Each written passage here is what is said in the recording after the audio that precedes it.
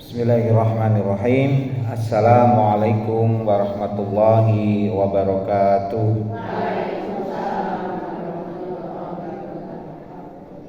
Alhamdulillahirabbil alamin wa bihi nasta'inu ala umuri dunya waddin. Wassalatu wassalamu ala asrafil anbiya'i wal mursalin wa ala alihi washabihi ajmain. Puji syukur marilah kita panjatkan kehadirat Allah Subhanahu wa taala yang telah memberikan kenikmatan pada kita semua. Alhamdulillah hari ini kita diberi kesehatan diberi kesehatan dan nikmat sempat untuk bisa hadir di kegiatan pengajian ini. Shalawat dan salam senantiasa tercurah pada junjungan kita Nabi besar Muhammad Sallallahu Alaihi Wasallam. Ibu yang kami hormati, berapa ya? Berapa menit? 15. Pada hari ini ada beberapa hal yang ingin kami sampaikan tentang kualitas umur manusia. Saya sekarang 45 tahun sudah merasa tua, Bapak Ibu sudah merasa apa? Tua. Karena dalam Islam itu ketika sudah umur 40 tahun itu sudah diharuskan ora neko-neko. Sudah tidak apa? Neko-neko. Karena ketika sudah di atas 40 tahun itu kita untuk lebih banyak introspeksi diri dan memperbaiki diri dalam hal ibadah. Oke. Walaupun ukurannya ketika sudah 40 tahun itu, umur 40 tahun itu kita sudah tidak banyak harus mikir dunia. Idealnya kan seperti itu. Tapi kenyataan hidup lain dengan hal yang ideal. Yang penting kita bisa menjalani kehidupan ini dengan satu tujuan akhir, yaitu mati dengan husnul khatimah. Saya mau menjelaskan ada 4 tipe kualitas umur manusia. Makanya saya selalu mengatakan dan mengingatkan diri saya sendiri, janganlah kita memvonis orang dengan keadaan sekarang. Karena belum tentu matinya sama dengan keadaan sekarang.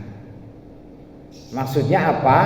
Ketika kita melihat sekarang manusia itu buruk, manusia itu jelek, kita jangan langsung memvonis neraka. Tidak boleh. Justru kita harus mendoakan untuk menjadi baik. Terutama jenengan kan orang tua sudah pada punya anak anaknya sudah 2 anak. Mungkin sudah punya cucu. Mungkin kan banyak. Sekarang sing banyak ngelus dada kan. Anaknya nyong demen wis tua kok egung kaya nggih mboten. Salat bae angel Doakan itu. Walaupun mereka wis japlak wis pada tua, tapi doa jenengan harus tetap dilaksanakan.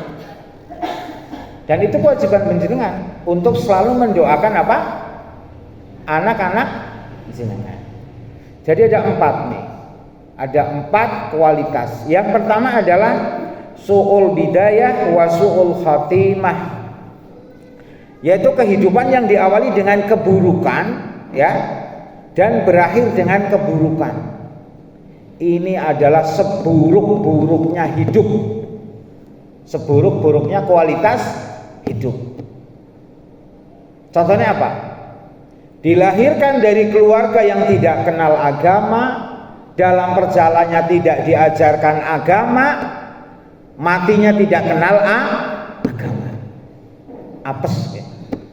Berarti dia dari awal sampai akhir kedosan kabeh keluarganya. Contoh, dia dari lahir dilahirkan muslim, diajani sih memang ya karena sudah tradisi kan. Tapi dalam syariatnya ya ora duari salat, ora ditekankan ngaji, ya kan? Blas dari kecil sampai besar, sampai punya anak, sampai punya cucu, ya, sampai meninggal. Kosong agamanya. Ini salah siapa kalau seperti ini? Harus akui salah orang tua. Karena apa? Ya orang tua berarti di situ tidak bisa mendidik, gitu. Ibaratnya dari kecil, ya orang tuanya santai saja. Lah, mbok ngemben dadi apik, wis gede urung apik, wis tua malah apik. Ya, naudzubillah min dzalik. Mudah-mudahan keluarga kita tidak yang seperti ini. Jadi basicnya memang buruk, ya arep matine buruk. Apakah ada ya? Mungkin ada seperti itu. Tapi kan ini jadi introspeksi buat kita. Masih ada kesempatan bagaimana kita sebagai orang tua untuk bisa memberi nasihat, untuk bisa memberi apa? Wejangan kepada keluarga kita. Itu yang pertama. Seburuk-buruk kualitas hidup itu ya su'ul bidayah wa su'ul khatimah. Kehidupan yang diawali dengan keburukan dan berakhir dengan keburukan. Dalam hidupnya tidak ada satupun amal soleh yang dia laksanakan. Ini orang tua ikut dosa juga ini Bu, kalau seperti ini. Kecuali dalam perjalanannya jenengan sudah memerintahkan, ya, sudah mengingatkan, ya, tetapi tidak digubris, yaitu sudah. Allah Maha Tahu lah, ya, kita sudah apa berusaha. Terus yang kedua, husnul bidayah wa su'ul khatimah. Ini yang menjelaskan adalah Imam Ghazali. Husnul bidayah wa su'ul khatimah. Kehidupan yang diawali dengan kebaikan namun diakhiri dengan apa? Keburukan. Ya, ini yang perlu kita cermati. Lahir dari keluarga yang agamis, sejak kecil dididik dengan agama yang baik, tapi dalam perjalanan ya sampai akhir dia hidup dalam keburukan. Faktornya apa? Yang pertama jelas pergaulan, pendidikan seperti itu. Ada yang seperti itu. Orang tuanya berusaha anaknya untuk menjadi baik, berusaha untuk menjadi baik. Kecil, terus kau harus ikut TPQ, kamu harus ikut, kan ada ya kayak gitu ya. Tapi dalam perjalanannya tidak diawasi perkembangannya. Sekolah mungkin, kuliah mungkin, ya, dalam perjalanannya kita nggak bisa ngontrol. Makanya kita saling mengingatkan. Ya termasuk saya sendirilah, punya anak-anak yang di usia seperti ini perlu perhatian. Walaupun sudah gede, ya, jenengan itu tidak salah untuk selalu apa? Mengingatkan. Wis SMA, wis kuliah, kalau dia salah tegur saja. Karena jenengan posisinya adalah sebagai apa? Orang tua. Tegur. Ya. Jangan sampai kita sudah capek-capek didik dengan kebaikan, endingnya menjelang matinya dia dalam apa? Keburukan. Naudzubillah min dzalik. Banyak dilahirkan dari Islam, dididik Islam, bojo karo orang Islam, mati ini tidak Islam. Naudzubillah min dzalik. Jangan sampai itu terjadi. Menjadi kafir di dewasanya, menjadi kafir di tuanya gitu. Artis-artis banyak tuh kayak gitu. Lahir Islam, gede, setelah itu dia keluar dari agamanya. Makanya dalam beragama itu kita harus fanatik. Saya tekankan harus apa? Fanatik. Jenengan sudah nggak usah terpengaruh bahwa semua agama itu benar, nggak usah. Yakin saja agama yang paling benar adalah agama Islam. Titik. Sekarang ini banyak sekali atas nama toleransi kabehan agama li pada tujuannya li nyembah apa? Hal yang sama, caranya saja yang berbeda. Itu adalah cara-cara sesat. Saya katakan cara-cara sesat mengkafirkan kita. Karena jelas ketika sudah di luar Islam ya sudah game, tidak ada harapan Bapak Ibu. Ibu-ibu. Nggak ada harapan untuk masuk surga. No, nggak ada harapan. Kenapa? Tuhan ini beda, ya kan? Dan kalau kita belajar sejarah sekarang, jenengan senang nonton YouTube. Kalau sekarang jenengan nonton YouTube hal-hal yang bermutu kan sudah banyak pembuktian kan, bahwa Islamlah jelas-jelas agama yang paling benar dan yang sangat mengasihkan bagi kita dan menjadi optimis bagi kita, bahwa seorang yang di hatinya ada iman, ya kan, pasti akan masuk surga. Itu kan modal Bu. Intinya udah di Islam ya masuk surga. Yakin Allah Tuhan. Yang penting hati-hati dengan dosa yang tidak pernah diampuni. Apa itu? Syirik. Hati-hati. Aja lu ngadina setu. Marakna apes. Wonten sing atus niku? Ada enggak kepercayaan kayak gitu? Syirik. Kita melakukan itu, tapi diam-diam kita sudah melaksanakan apa? Kesyirikan. Aja setu lungane aja. Kok apes? Sekandilah bane bocor. Ya, temenan no? Dina setu wis diomongi. Terus anak kejadian. Di hari Sabtu kejadian apa? Weh, dina Sabtu ya kayak ya. Ada nggak yang kayak gitu? Ada. Sampai tadi saya ada pertanyaan. Anggaran wong mati kok jek anaknya pada kon apa? Ngisor apa?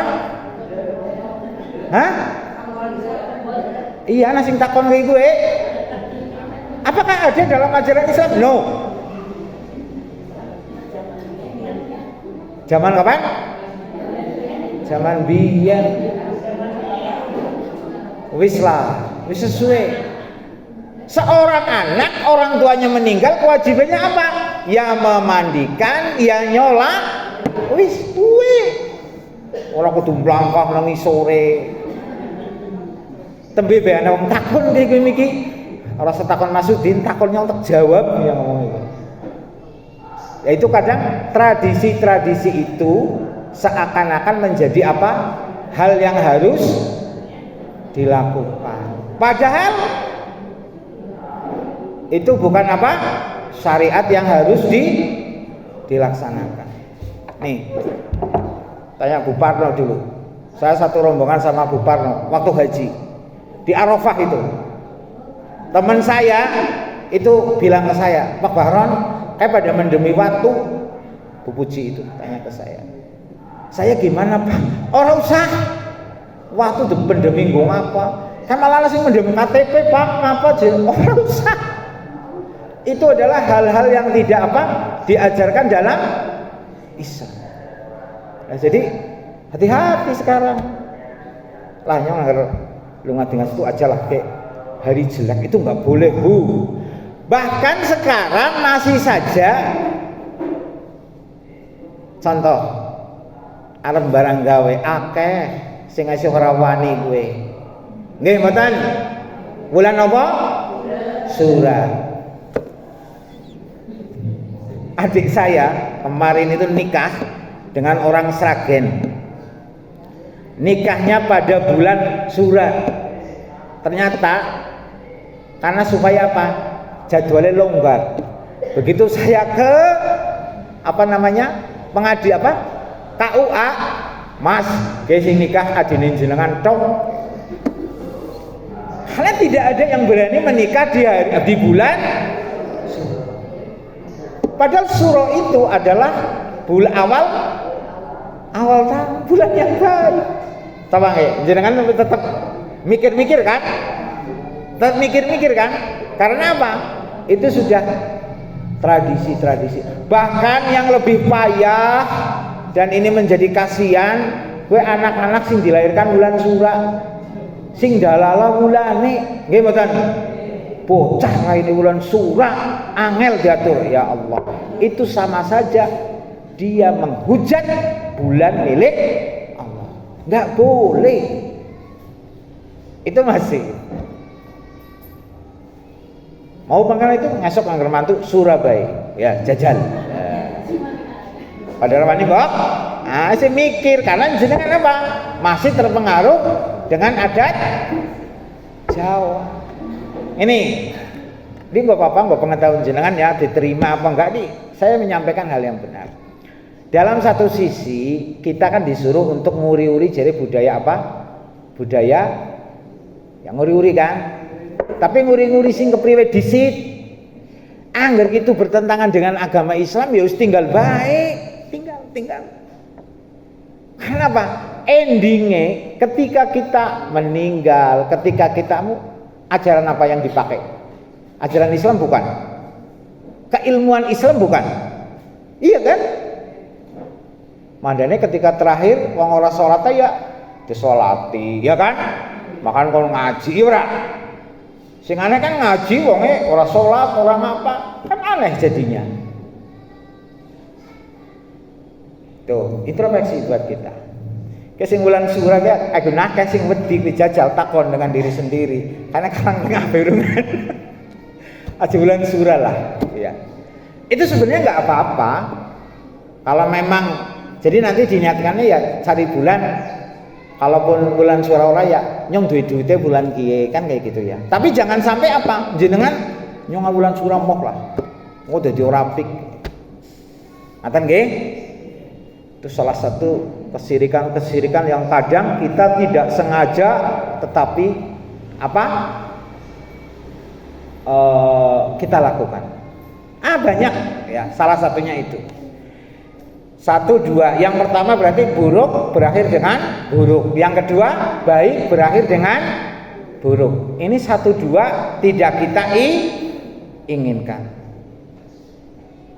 Yang ketiga ini adalah husnul bidayah wa husnul khotimah. Kehidupan yang diawali dengan kebaikan dan berakhir dengan apa?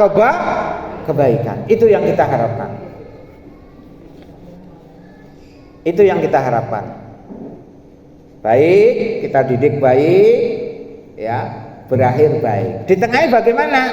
Walaupun namanya manusia tidak ada yang sempurna.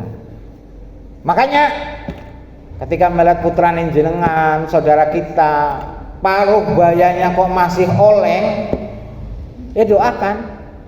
Ya Allah, mudah-mudahan endingnya nanti jadi orang yang baik. Dan memang rata-rata hidup manusia ya seperti itu Bapak Ibu. Allah itu jenengan pada dengan PD di situ, saya ngomong di situ itu karena Allah menjaga aib kita. Nggih mboten? Karena kita itu semua punya apa? punya aib, punya kekurangan. Allah tutupi itu, saya berani ngomong. Allah tutupin jenengan, jenengan berani duduk. Karena apa? Ya pada dasarnya manusia mesti punya apa? Kelemahan, kekurangan. Yang penting kita dalam taraf menuju ke dalam perbaikan. Kan langsung emutan, Bok. Jajal si emut-emut masa muda kita, ya kan? Masa kecil kita, ya Bok. Ya Allah, aku kok bisa kayak ya. Orang apa? Itu adalah bagian dari hidup kita yang harus kita jalani. Dan alhamdulillah kita sekarang jadi komunitas yang baik. Kemarin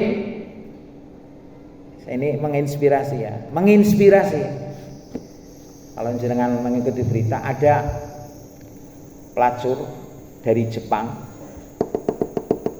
itu tiba-tiba jadi Muslim. Pelacur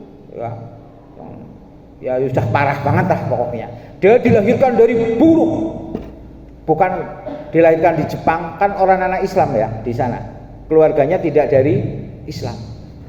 Akhirnya dia jadi pemain kayak gitulah. Sekarang dia menjadi Muslim, berhijab.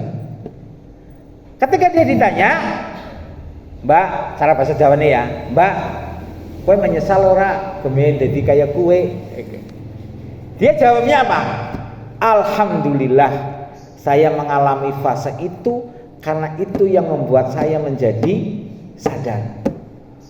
Seandainya saya mungkin diam-diam saja, yang wong Jepang diam-diam saja, baiknya kan tetap nggak berislam kan? Tapi karena dia kunjungan katanya ke Malaysia, kemana dia menemukan hidayah Islam. Dia nangis di situ, akhirnya dia jadi apa? Sekarang jadi wanita baik-baik. Dan dia tidak menyesali. Itu bagian dari takdir Allah yang harus saya jalani. Memang saya harus dibuat buruk dulu. Nah, sekarang kita semua ya sudah, kehidupan kita, kelemahan kita, aib kita yang sudah kita lakukan terdahulu sudah tutup, buka lembaran baru. Sambil kita berdoa, dekatkan kita dengan orang-orang yang baik ya, dan kita mati dalam keadaan husnul khatimah. Ini yang tiga ini idealis banget. Keinginan kita semua, lahir baik, pergaulan baik, matinya baik. Terus yang keempat, su'ul bidayah wa husnul khatimah. Kehidupan yang diawali dengan keburukan ya, di akhir dengan apa? Kebaikan. Yaitu tadi contohnya, dilahirkan dari keluarga yang tidak beragama, jauh dari agama, tetapi dia menemukan hidayah dalam perjalanannya. Sampai akhir dia mati dalam keadaan apa? Husnul khatimah. Mati dalam keadaan baik. Banyak yang seperti itu. Dan ini benar-benar hidayah yang luar biasa. Kita banyak melihat sekarang orang-orang non-Islam ya sudah jadi public figure, tiba-tiba bersyahadat menjadi Muslim. Jenengan gue jangan tim batin kayak gini ya, jangan tim batin deh. Yang ngerti kayak bayi ya, begitu mlebu Islam langsung orang duwe dosa aja kayak gue. Jenengan gue sudah harus bersyukur dilahirkan jadi seorang Muslim. Rika ngerti posisi nang kayak bisa juga bablas ora jadi Islam. Nggih mboten? Karena apa? Hidayah itu gampang diucapkan, tetapi hanya Allah yang menentukan. Pengen contohnya siapa? Nabi Muhammad. Pamannya siapa? Abu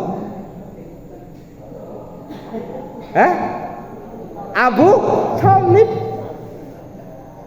Ya Allah, Abu Thalib merawat Nabi, ya, merawat Nabi. Ketika Nabi di zaman kecil banyak yang merusuhi dia, yang membela. Kurang apa coba? Ketika berdakwah dia yang menjadi pamper. Tapi hidayah nggak datang tuh. Hidayah nggak datang tuh. Padahal Nabi loh, pamannya Nabi loh, pereknya kayak ngapa mbok, nggak datang itu. Ya akhirnya matinya dalam keadaan tidak Islam. Makanya ketika itu kita belajar, oh iya ya Nabi saja. Makanya kan contoh kita memerintahkan orang berbuat baik surutnya kayak apa, ya itu faktor hidayah. Ketika dia mau ya alhamdulillah berarti dapat hidayah. Angger ora ya berarti urung. Ya, berarti urung. Jadi maksud saya dengan kita mengetahui 4 kualitas umur kita ini, marilah kita manfaatkan ya. Sisa, saya mengatakan sisa umur kita untuk menjadi lebih baik lagi. Kan nggih. Ya kan rata-rata sudah banyak ya yang di atas swidak nggih, sudah banyak. Ya sudahlah. Banyak apa? Banyak beribadah, banyak bersabar ya. Ya saya sudah merasa tua loh, apalagi kan jenengan ya yang lebih tua dari saya. Mungkin yang sepantaran saya hanya berapa kan? Bahkan mungkin hanya berapa? Paling Ibu Nesi Kuwembok, Yasmin, Ibu Yasmin berapa? 40 ya. 30. Angger liyane Mbah Dar sudah 60, Pak? Sudah 60. Maya sudah berapa? Sudah 68. Ya, jenengan sudah pada bonus dan harus terima kasih Allah kita masih diberi apa? Kesehatan. Kesehatan. Ya. Wis ora sah banter-banter mikir masalah apa? Banda wis ora usah ya. Slow bae. Nggih. Sing dodol gorengan ya Allah yang penting laku, besok pengen dagang lagi. Iku ya.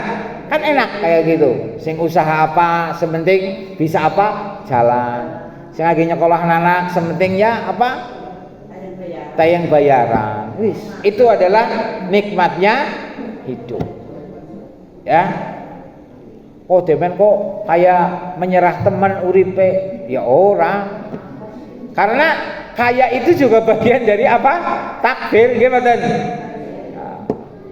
Dia nangger istilah takdirnya sugih ya kawin sugih.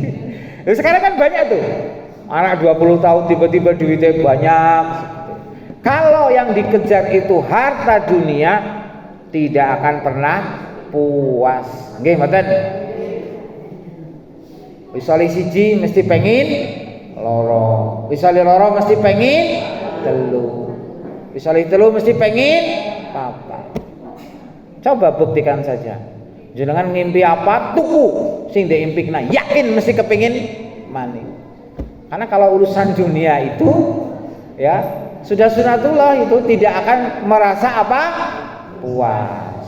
Tapi bukan berarti ya wah jare Pak Bahron kon aja ngaya dunia lah. Nyong sing biasane dagang nyong arep ora apa? Ora usaha ya aja. Ya, itu namanya apa? Menyerah. Itu namanya menyerah. Justru saya bangga ketika ada jenengan yang sudah seusia itu masih apa tetap apa berdikari, tetap apa berusaha untuk berkarya. Ya, yang penting makanan yang kita makan adalah makanan yang halal. Itu ingat, makanan yang kita makan itu harus makanan yang halal, bukan dari yang haram. Karena ketika makan yang haram apa? Kita punya anak di situ, anak kita melakukan perbuatan jelek, yang dituntut siapa? Jenengan. Apalagi ketika tahu hal-hal jelek itu kita diam saja, bahaya itu. Contoh ya, contoh ada orang menyakiti, contoh A menyakiti B. Wong jenenge menyakiti kan macam-macam ya, bisa ditabok, bisa apa, bisa ditabok, bisa motore dijikot apa. Kalau yang menyakiti belum apa? Bermaaf-maafan, Allah nggak maafin. Tuh. Ya Allah, aku pingin seneng dolimi ya Allah. Nyong minta maaf kepada kau. Enggak bisa. Urusannya manusia ya ketemu di situ. Nyong contoh ya, kalau jenengan nyong wingi jenengan liwat teklok-klokna. Nyong kok minta maaf kan kalau jenengan. Maaf ya yang kemarin perkara jenengan tidak memaafkan kan sudah berusaha kan? Tapi kalau tidak minta maaf, no. Ya Allah, aku ingin berbuat jelek sama dia, ya Allah, aku no. Hablum minanas harus diselesaikan dulu gitu. Begitu nggih? Siki jenengan rasa berbuat salah kalau sama minta maaf.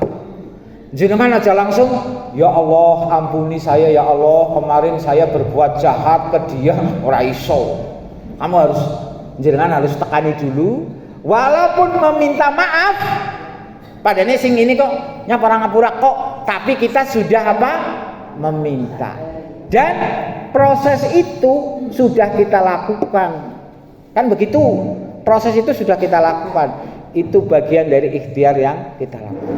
Terakhir, teruslah berdoa jenengan walaupun kadang kita nyuwis donga ya, tapi kok hasilnya kayak gini kadang mboten nggih. Mesti kan pada donga kepingin apa nggih kadang nggih. Demen ora teka-teka ya, ora apa-apa. Berdoa yang baik, berdoa untuk kegiatan apa? Kebaikan kita di dunia dan akhirat, lakukan saja Bu, lakukan. Donga lakukan baik karena Allah melihat adalah proses doa kita. Ketika kita sudah berdoa, kita melaksanakan itu, berarti Allah sudah memberikan pahala bagi kita semua. Yakin doa kita tidak dikabulkan di dunia, Allah akan mengganti di akhirat. Makanya ketika kita berdoa baik, ada yang dikabulkan di dunia, ada itu. Ya Allah, yang kepengin jret ana sing ora.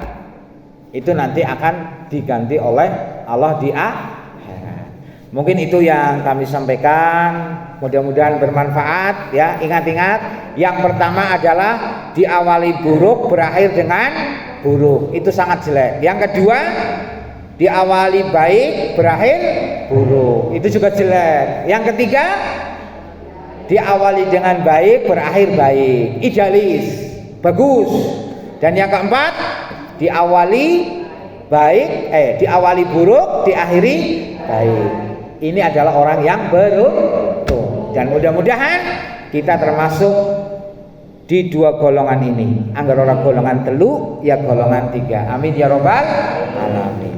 Mungkin kalau kita sekarang masih buruk, kita berusaha introspeksi, memperbaiki diri, masih ada waktu, dan kita endingnya adalah menjadi orang yang baik dan husnul khotimah.